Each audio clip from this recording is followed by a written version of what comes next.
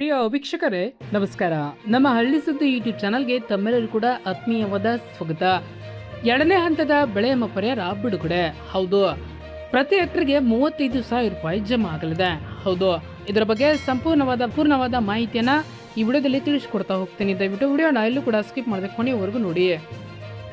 ನಮಸ್ಕಾರ ರೈತ ಬಾಂಧವರೇ ಹಾಗೂ ಆತ್ಮೀಯ ವೀಕ್ಷಕರೇ, ನಮ್ಮ ಯೂಟ್ಯೂಬ್ ಚಾನಲ್ಗೆ ನಿಮ್ಮೆಲ್ಲರೂ ಕೂಡ ಆತ್ಮೀಯವಾದ ಸ್ವಾಗತ. ಇವತ್ತಿನ ಈ ವಿಶೇಷ ವಿಡಿಯೋದಲ್ಲಿ ನಾವು ರಾಜ್ಯದ ರೈತರಿಗೆ ಸಂಬಂಧಿಸಿದ 3 ಅತಿ ಮುಖ್ಯವಾದ ಹಾಗೂ ಭರವಸೆಯ ಸುದ್ದಿಗಳ ಬಗ್ಗೆ ಸಂಪೂರ್ಣವಾದ ವಿವರಣೆಯನ್ನ ನೀಡಲಿದ್ದೇವೆ.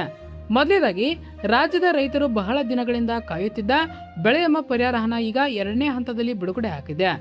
ಎರಡನೇದಾಗಿ, ರಾಜ್ಯದಲ್ಲಿ ಮಳೆಯ ಕೊರತೆಯಿಂದ ಕೆಂಗೆಟ್ಟಿರುವ ರೈತರ ನೆರವಿಗೆ ಹಲವು ಜಿಲ್ಲೆಗಳನ್ನ ಬರಗಾಲ ಪೀಡಿತ ಎಂದು ಘೋಷಣೆ ಮಾಡುವ ಕುರಿತು ಮಹತ್ವದ ಅಪ್ಡೇಟ್ ಹೊರಬಿದ್ದಿದೆ.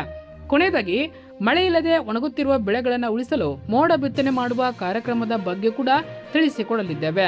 ದಯವಿಟ್ಟು ವಿಡಿಯೋನ ಎಲ್ಲೂ ಕೂಡ ಸ್ಕಿಪ್ ಮಾಡದೆ ಕೊನೆಯವರೆಗೂ ಸಂಪೂರ್ಣವಾಗಿ ನೋಡಿ. ಮತ್ತು ನೀವು ನಮ್ಮ ಚಾನಲ್ ಅನ್ನ ಸಬ್ಸ್ಕ್ರೈಬ್ ಆಗಿಲ್ಲ ಅಂತಂದ್ರೆ ಈ ಕೂಡಲೇ ಸಬ್ಸ್ಕ್ರೈಬ್ ಆಗಿ, ಹಾಗೆ ಬೆಲ್ ಐಕನ್ ಕ್ಲಿಕ್ ಮಾಡಿ ಆಲ್ ಅಂತ ಸೆಲೆಕ್ಟ್ ಮಾಡಿ. ಹಾಗೆ ನಿಮ್ಮ ಜಿಲ್ಲೆ ಯಾವುದು ಎಂಬುದನ್ನು ನಮ್ಮ ಕಮೆಂಟ್ ಬಾಕ್ಸ್ ಅಲ್ಲಿ ತಿಳಿಸಿ. ಸ್ನೇಹಿತರೆ, ಕೇಂದ್ರ ಸರ್ಕಾರದ ಮಹತ್ವಾಕಾಂಕ್ಷಿ ಯೋಜನೆಯಾದ ಕರ್ನಾಟಕ ರೈತ ಸುರಕ್ಷಾ ಅಂದ್ರೆ ಪ್ರಧಾನ ಮಂತ್ರಿ ಫಸಲ್ ಬಿಮಾ ಯೋಜನೆ ಅಂದ್ರೆ ಕ್ರಾಪ್ ಇನ್ಶೂರೆನ್ಸ್, ಇದರ ಅಡಿಯಲ್ಲಿ ಬೆಳೆ ವಿಮಾ ಮಾಡಿಸಿದ ರೈತರಿಗೆ ಈಗ ಭರ್ಜರಿ ಸಿಹಿ ಸುದ್ದಿ ಸಿಕ್ಕಿದೆ. ಹೌದು, ಏನಪ್ಪಾ ಅಂತಂದ್ರೆ ಕಳೆದ ಮುಂಗಾರು ಮತ್ತು ಹಿಂಗಾರು ಹಂಗಾಮಿನಲ್ಲಿ ಮಳೆ ಕೈಕೊಟ್ಟಿದ್ದರಿಂದ ಹಾಗೂ ಮೇ ತಿಂಗಳಿನಲ್ಲಿ ಸುರಿದ ಅಕಾಲಿಕ ಮಳೆಯಿಂದಾಗಿ ರೈತರು ಅಪಾರ ಪ್ರಮಾಣದ ಬೆಳೆ ನಷ್ಟವನ್ನ ಅನುಭವಿಸಿದ್ದರು. ಈ ನಷ್ಟವನ್ನ ಸರಿದೂಗಿಸಲು ಕೇಂದ್ರ ಹಾಗೂ ರಾಜ್ಯ ಸರ್ಕಾರಗಳು ಈಗ 2ನೇ ಹಂತದ ಬೆಳೆ ವಿಮಾ ಪರಿಹಾರ ಮೊತ್ತವನ್ನ ಬಿಡುಗಡೆ ಮಾಡಿವೆ. ಹೌದು, ನೀವು ಕೇಳುತ್ತಿರುವುದು ನಿಜ. ಈಗಾಗಲೇ ರೈತರ ಬ್ಯಾಂಕ್ ಖಾತೆಗಳಿಗೆ ನೇರವಾಗಿ ಡಿಬಿಟಿ ಅಂದ್ರೆ ನೇರ ನಗದು ವರ್ಗಾವಣೆ ಮೂಲಕ ಹಣ ಜಮಾ ಆಗುವ ಪ್ರಕ್ರಿಯೆ ಶುರುವಾಗಿದೆ.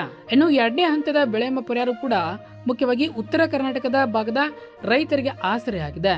ಈ ಹಿಂದೆ ಮೊದಲ ಹಂತದಲ್ಲಿ ಯಾವ ರೈತರಿಗೆ ಬೆಳೆ ವಿಮಾ ಹಣ ಬಂದಿರಲಿಲ್ಲವೋ ಅಂತ ರೈತರನ್ನ ಗುರುತಿಸಿ ಈಗ ಹಣ ಪಾವತಿ ಮಾಡಲಾಗ್ತಾ ಇದೆ.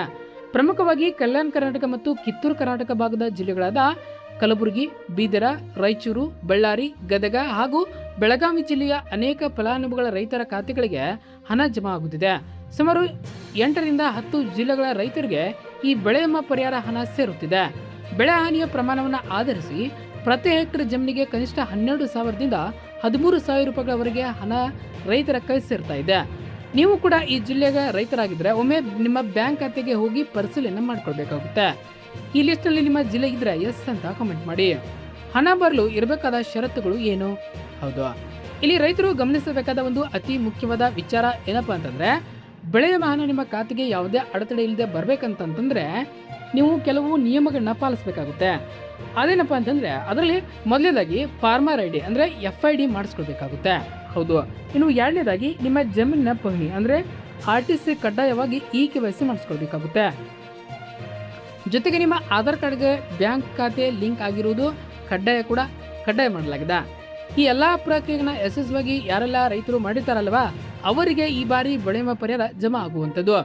ಒಂದು ವೇಳೆ ನಿಮಗೆ ಇನ್ನೂ ಕೂಡ ಹಣ ಬಂದಿಲ್ಲ ಅಂತಂದ್ರೆ ತಕ್ಷಣ ನಿಮ್ಮ ಹತ್ತಿರದ ರೈತ ಸಂಪರ್ಕ ಕೇಂದ್ರಕ್ಕೆ ಹೋಗಿ ಅಥವಾ ನಿಮ್ಮ ಹತ್ತಿರದಲ್ಲಿರುವ ಬ್ಯಾಂಕ್ಗೆ ಭೇಟಿ ನೀಡಿ ಆಧಾರ್ ಲಿಂಕ್ ಮತ್ತು KYC ಆಗಿದೆ ಎಂಬುದನ್ನು ಒಂದ್ಸಾರಿ ಖಚಿತಪಡಿಸ್ಕೊಳ್ಬೇಕಾಗುತ್ತೆ.